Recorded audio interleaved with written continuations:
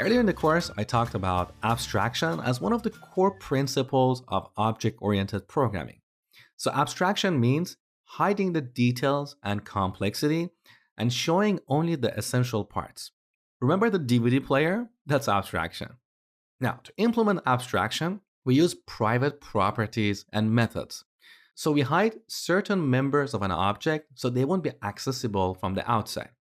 So here we have this circle class. We set the radius property in the constructor. And as you know, this radius property is public by default, which means if I create a circle object, pass 1 as the radius, then I can access this radius property here. Now in this case, we want the radius to be public because that's an essential attribute about a circle. But in this lecture, let's imagine we want this radius property to be private.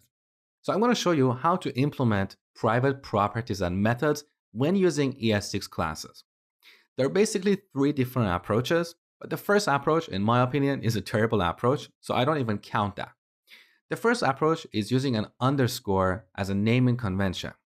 So some developers name their private properties or methods using an underscore. So they prefix it with an underscore like this, and then they assume that this is a private property. Why do I say this is a terrible approach? Because I can still access this radius from the outside. So this is not abstraction. This is a convention for developers. It doesn't prevent another developer from writing code against this property. As I told you before, with abstraction, we want to hide some of these properties and methods from the outside. So as we change them, we isolate the impact of changes to the containing object. We don't want these details to leak to the outside, right? So this is not a way to implement private properties and methods. Please do not use this approach. Now in this lecture, I'm going to show you how to use ES6 symbols to implement private properties and methods. And in the next lecture, I'm going to show you how to use maps to achieve the same thing. So in ES6, we have a new type, a primitive type called symbol. Remember primitives? We have number, string, boolean. Now we have another primitive called symbol. So I'm going to define a constant called underline radius and set it to a symbol. So symbol is a function we call to generate a symbol. A symbol is essentially a unique identifier. Every time we call this function, we get a new unique identifier. And note that this is not a constructor function, so we cannot new that up, otherwise we get an error. So here in the console, I'm going to create one symbol and compare it with another symbol. Look, they're not the same. So every time we call the symbol function, we get a new unique value. And we can use this unique value as the property name for an object. What do I mean by that? Well, back to our constructor, let me revert this back to radius.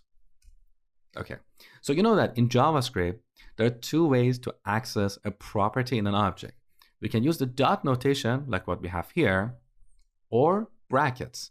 So this, we pass a string, radius, and we set it to this argument. So these 2 lines are exactly the same. Now, with the introduction of symbols, we can also use a symbol as a property name instead of a string. So here we can use this, square brackets, underline radius, our symbol, right? And set it to the radius argument. Now I'm going to delete these 2 first lines. Let's see the impact of this change. So save the changes. Now we have a circle object. Let's log it on the console. So look at the property. It's called symbol. Now this is just how we see it internally. The name of the property is a unique value. So if we set multiple properties using symbols, the property names all will show up as symbol, but internally they are unique. Now you might say, but Mosh, this is not private because we still have this property here. Well, yes and no. Let me explain. So if I type c dot, look, we don't have that radius property anymore. We don't have underline radius. So we cannot directly access that property in code. There is a hack around that. Let me show you. So we have this method object that get own property names. I've seen this before.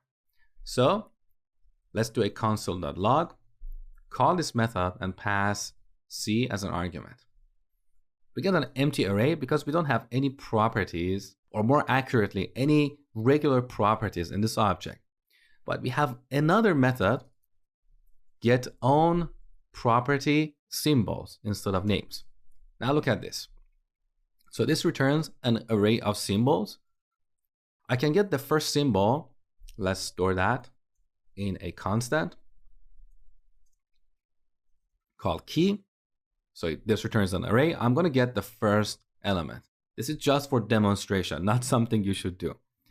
Now we have a key, so we can access C of key and then log it on the console. Then we get the value of the radius property.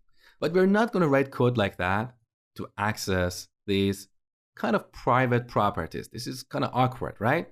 So we can use symbols as a simple way to implement kind of private properties and methods. Now, how do we implement a private method?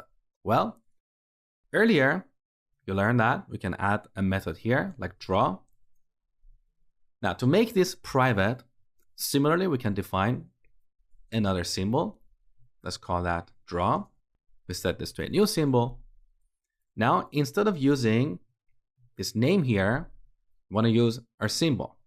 Now, in ES6, we have this new feature called computed property names.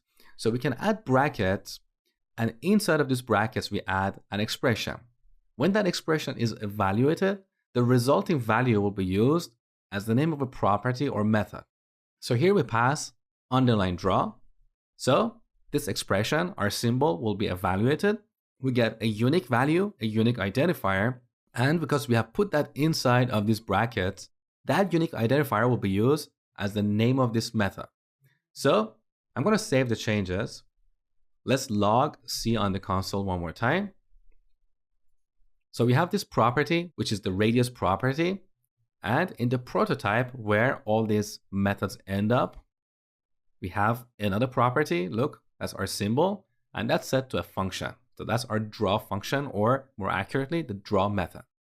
In the next lecture, I'm going to show you how to use maps to implement private properties and methods.